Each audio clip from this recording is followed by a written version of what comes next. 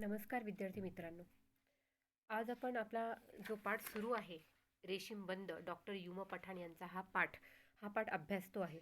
आणि या पाठामध्ये आपण पाहिलंय की लेखकांना जेव्हा जाग येते आणि लेखकांची आवडीची वेळ आहे ती म्हणजे 3:30 पहाटेची है ना. म्हणजे जेव्हा उत्तर रात्रीनं आकाशामध्ये प्रवेश केलेला असतो आणि फुलं पानं पक्षी लता वेली वृक्ष सगळे झोपी गेलेली असतात. सगळं जग साखर झोपेत असते आणि ही वेळ असते लेखकांच्या आवडीची वेळ. आणि मग त्यावेळेला लेखक जेव्हा डायनिंग टेबलजवळ जातात आणि खिडकीतून बाहेर पाहतात तेव्हा त्यांना काळा अंधार आकाशामध्ये पसरलेला दिसतो, आसमंतामध्ये पसरलेला दिसतो. आणि मग त्यांच्या मनामध्ये मग विचार सुरू होतात की निसर्गाच्या या घटकांमध्ये आणि माझ्यामध्ये रेशीमबंध कसा आणि कुठं अस्तित्वात आला. माझ्या मनाला ओढून तर नेत नाही ना. म्हणजे हे जे रेशीमबंध त्यांच्यामध्ये निर्माण झालेलं आहे, हे रेशीमबंध कुठंतरी आदिमत्वाकडे तर मनाला ओढून नेत नाही ना, असाही विचार त्यांच्या मनामध्ये येतो. अर्थात मग ते जेव्हा भानावर येतात तेव्हा त्यांच्या लक्षात येतं की आपण खिडकीच्या बाहेर शोधणार होतो ते म्हणजे मोगऱ्याचा आणि चाफ्याचा सुगंध, नंतर जाकराटची निळाई जांभळाई वगैरे इथपर्यंत आपलं असं डिस्कस झालेलं होतं. इथपर्यंत आपण चर्चा केलेली आहे. आता पान नंबर 36 वरचा जो परिच्छेद आहे तो आपण अभ्यासणार आहोत. शेवटचा परिच्छेद आहे तो असं या वृक्षवेलीच्या बाबतीत. ठीक आहे. पान नंबर 36 पहा. परत सांगते, पेन्सिल घेऊन बसायचं आहे.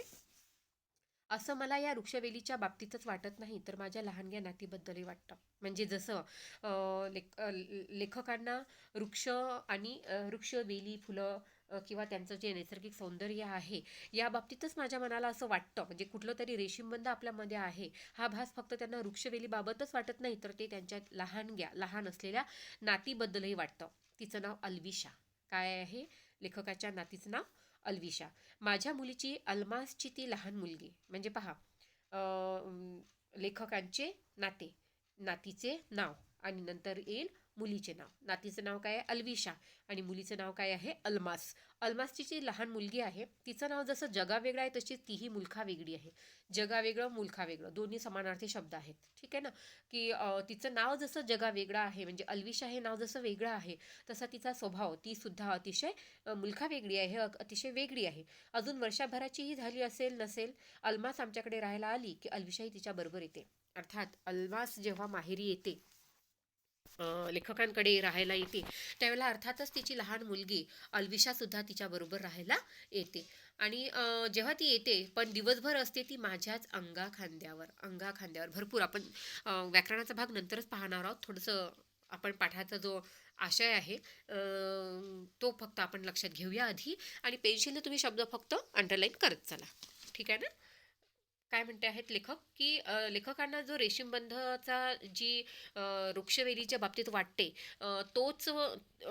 तेच काहीतरी त्यांना आपल्या लहान नातीबद्दलही वाटते. नातीचं नाव आहे अल्विशा आणि अल्विशा अल्मास या त्यांच्या मुलीची मुलगी आहे जी लहान आहे. आणि जेव्हा केव्हा अल्मास लेखकांकडे राहायला येते त्या वेळेला ती सुद्धा तिच्याबरोबर लेखकाकडे येते. परंतु ती दिवसभर असते ती फक्त लेखकांसोबत त्यांच्या अंगाखांद्यावरती खेळते असं ते म्हणतायत. म्हणजे आजोबाच्या अंगाखांद्यावरती खेळणारी ही अल्विशा जगा वेगळी आहे, मुलखा वेगळी आहे असंही लेखक सांगतात.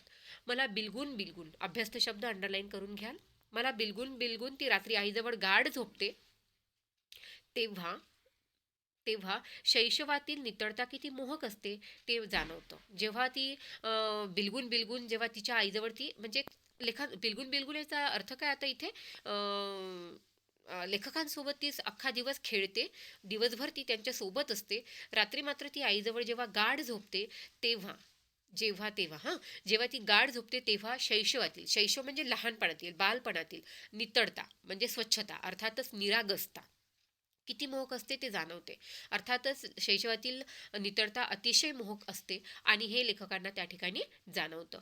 मी असा उत्तर रात्री डायनिंग टेबलवर लिहायला बसलो तरी तिची आठवण होते. अल्विशा उठली की नाही ते हळूच डोकावून पाहतो. ती केव्हा उठेल खुदकन हसत आपल्याकडे पाहून आपल्या अंगावरती झेपावेल असं वाटत राहतं. पण ही झाडणी या वेली अशा जगावेगळ्या अशा एक मिनिट हे झाडांनी वेली अशा जगावेगळ्या आहेत की अशा वेळी त्या निवांत झोपलेल्या असतात आणि अल्विशा देखील गाढ झोपलेली असते. पहा आता लक्षात घ्या की लेखक ज्या वेळेला लेखकाकडे जेव्हा त्यांची मुलगी अल्मास जेव्हा राहायला येते तेव्हा त्यांच्याबरोबर तिची लहान मुलगी अल्विशा सुद्धा राहायला येते आणि अशा वेळेला लेखकासोबत ती दिवसभर खेळते. अगदी बिलगून बिलगून त्याच्या अंगखांद्यावरती खेळत असते. पण रात्री आईसोबत जेव्हा ती गाढ झोपी जाते त्यावेळेला लेखकाला तिच्याकडे पाहून अर्थात बालपणातील जी निरागसता असते ती खूप मोहक वाटते. आणि असा एखाद्या वेळेला म्हणजे लेखक जेव्हा उत्तर रात्री डायनिंग टेबलवरती लिहायला बसतात त्यावेळेला तिची आठवण झाल्याशिवाय त्यांना राहत नाही. त्यांच्या डोक्यात विचार सुरू होतात की अल्विशा उठली की नाही. ते हळूच डोकावून पाहतात. ती केव्हा उठेल ती खुदकून हसत आपल्याकडे पाहून आपल्या अंगावर झेपावेल असं वाटत राहतं. म्हणजे लेखक सुद्धा ती कधी उठेल आणि कधी आपल्या अंगावरती ती झेपावेल म्हणजे आपल्याकडे येईल असं त्यांना वाटत राहतं. पण ही झाडं आणि या वेली जशा यावेळी निवांत झोपलेल्या असतात तशीच अल्विशा देखील गाढ झोपलेली असते. म्हणजे उत्तर रात्रीची वेळ ज्या वेळेला लेखकाला डायनिंग टेबलवर काहीतरी लिहायचं असतं. लेखक आहेत ते त्यामुळे त्यांना लिहायचं असतं आणि अशा वेळेला हटकून त्यांना अल्विशाची आठवण येते. अल्विशा उठली की आपल्याकडे खुदकून पाहून हसेल आणि आपल्या अंगावरती झेपावेल असं त्यांना वाटत राहतं. आणि याच आशेने जेव्हा ते तिच्या खोलीमध्ये डोकावून पाहतात तेव्हा ती या वृक्षवेलींप्रमाणेच ती सुद्धा अगदी गाढ निवांत झोपलेली असते अर्थात गाढ झोपलेली असते. आणि ही उत्तर रात्रीची नीरवता नि अल्विशाच्या गाढ झोपेतील निरागस शांतता यात किती कमालीचं आश्चर्यकारक साम्य आहे नाही. म्हणजे लेखकांना उत्तर रात्री झोपलेल्या झाडं किंवा वेली यांच्यामधली आणि गाढ झोपलेली अल्विशा यांच्यामधली जी निरागसता आहे, यांच्यामधली जी शांतता आहे, त्या दोघींमधल्या म्हणजे दोन्ही गोष्टी घटकांमधल्या शांततेचं कमालीचं आश्चर्यकारक साम्य आहे असं ते म्हणतात. येतंय का लक्षात? उत्तर रात्रीची नीरवता आणि अल्विशाच्या गाढ झोपेतील निरागसता. म्हणजे उत्तर रात्रीची जी शांतता आहे, निरवता शांतता, आणि अल्विशा जी गाढ झोपलेली असते तिची निरागस शांतता यामध्ये अतिशय कमालीचं आश्चर्यकारक असं साम्य आहे असं त्यांना वाटतं. म्हणजे साम्य आहे नाही. म्हणजे तेच प्रश्न विचारतात आणि त्याचं उत्तर आहे अर्थात हो. हे नातं देखील आदिम नातंच नाही का? आदिम म्हणजे मूळचं नातं. एका गोष्टीचं एका घटकाचं दुसऱ्या सोबत असलेलं नैसर्गिक नातं. निसर्गातलं आणि मानवातलं शेवटी ते दोघेही एकाच विश्वातले दोन घटक आहेत हा विचार हे नाजूक नातं पाकळीनं उलगडू लागतं. पाकळीनं जशी फुलाची पाकळी फुलाच्या पाकळ्या उमलत अगदी फुल तयार होतं अगदी त्याच पद्धतीनं लेखकांना जेव्हा अल्विशा आणि गाढ झोपलेली अल्विशा आणि उत्तर रात्रीची नीरवता यांच्यामध्ये देखील तशीच साम्यता आहे आणि ती अतिशय आश्चर्यकारक साम्य आहे असं त्यांना वाटतं. आणि मग त्यांच्या डोक्यात प्रश्न निर्माण होतं की हे देखील नातं आदिमच नातं आहे असं त्यांना वाटतं. निसर्गातील आणि मानवातलं हे जे नातं आहे हे आदिम आहे असं त्यांना वाटतं. म्हणजे अगदी मूळ असं हे नातं आहे निसर्गामधलं आणि व्यक्तीमधलं. आणि शेवटी दोघे एकाच विश्वाचे दोन घटक आहेत. म्हणजे मनुष्य असो किंवा सृष्टी असो हे शेवटी काय आहेत? एकाच विश्वाचे दोन घटक आहेत. हे विचार त्यांचे नाजूक नातं पाकळीनं उलगडू लागतो. सर्वात आधी जाग येते ती आमच्या बागेतल्या पाखरांना. आता जेव्हा उत्तरात्री थोडी पहाटेकडे सरकत असते त्यावेळेला जाग येते ती सगळ्यात आधी कोणाला? बागेतल्या पाखरांना. पाखरू समानार्थी शब्द लिहिता येईल याचा. समानार्थी शब्द होतो पक्षी. विहग. विहग. ओके. पक्षी विहग. मी पहिला चहा करून घेऊन त्याचे घोट घेत अभ्यस्त शब्द. थोडं अंडरलाईन करून घ्या तुम्ही. म्हणजे मी शब्द सांगते बाकीचा जो व्याकरणाचा भाग आहे तो आपण नंतर बघूया. पण आता हे जे अंडरलाईन किमान करून ठेवता येते आणि तुम्हाला तिथं नोट करून घेता येते की कोणते शब्द आलेले आहेत.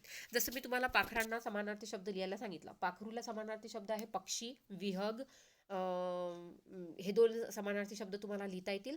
आणि घेत हा अभ्यस्त शब्द आहे. ठीक आहे ना. सर्वात आधी जाग येते ती आमच्या बागेतल्या पाखरांना. मी पहिला चहा करून घेऊन त्याचे घोट घेत काय लिहावं याचा विचार करत काहीसा संभ्रमात असतो. त्यावेळी ही इवली परत इवली हे काय आहे? अभ्यस्त शब्द आहे. पाखरं गुलमोहराच्या घरट्यातून जाकराच्या फांद्यावरून हळूहळू सुद्धा अभ्यस्त शब्द आहे. डोळे किलकिले करून पाहतात. किलकिले किंवा किलकिले नाही म्हणता येईल. तर इथे लक्षात घ्यायचं आहे की घेत घेत, युली युली आणि हळूहळू हे सगळे पूर्णाभ्यस्त शब्द आहेत. अभ्यास शब्दाचा दुसरा प्रकार पूर्णाभ्यस्त हा शब्द तो आहे. पहाटेच्या प्रकाश किरणांना खुणावतात, आपापसात इतके कुजबुज, कुजबुज, कुजबुज हा आहे अभ्यस्त शब्दाचा दुसरा प्रकार. तो कोणता? अंशाभ्यस्त. कारण पहा थोडंसं आता इथे मी एकदा परत सांगते, हळूहळू, इथे हळू हा शब्द परत रिपीट झालेला आहे ना, म्हणून तो झाला पूर्णाभ्यस्त. जसाच्या तसा रिपीट झालेला आहे म्हणून तो पूर्णाभ्यस्त. पण पुढचा शब्द कुज आणि बुज, इथे च्या ऐवजी काय आलेला आहे? बू आलेला आहे. म्हणजे फक्त एक अक्षर फक्त बदललेलं आहे. आणि ज्या वेळेला एकच अक्षर फक्त बदललेलं असते आणि उरलेले शब्द हे रिपीट झालेले असतात तेव्हा तो अंशाभ्यस्त शब्द असतो. अभ्यस्त शब्दाचे दोन प्रकार कोणकोणते? एक आहे अंशाभ्यस्त आणि दुसरा आहे पूर्णाभ्यस्त. पूर्णाभ्यस्त शब्दामध्ये शब्दाचा एक गट पूर्णपणे त्याचा रिपीट झालेलं असेल किंवा त्याची पुनरावृत्ती झालेली असेल, पण अंशाभ्यस्त शब्दामध्ये केवळ एक अक्षर बदललेलं असते आणि बाकीचे अक्षर त्याची पुनरावृत्ती झालेली असते आणि म्हणून तो झाला अंशाभ्यस्त शब्द. आता दोन्ही प्रकार इथे आपले झालेत, हळूहळू तुमच्या लक्षात आलं असेल. मागल्या वर्षी आपण शिकलोच होतो. पहाटेच्या प्रकाश किरणांना खुणावतात, आपापसात हलके कुजबुजू लागतात, पहाट झाली का असं विचारू लागतात. खरं तर पहाटच त्यांना विचारत असते की मी येऊ का तुम्हाला भेटायला. बघा, अर्थात ललित लेखन आहे आणि त्याच पद्धतीनं लेखन आपल्याला लक्षात येतं की सगळ्यात आधी जाग येते ते पाखरांना आणि हे पाखरं आपल्या घरट्यातून बाहेर निघायला सुरुवात त्यांनी केलेली असते. गुलमोहराच्या घरट्यातून जाकराटच्या फांद्यांवरून हळूहळू ते डोळे किलकरी करून पाहत असतात, आपापसात कुजबजत असतात.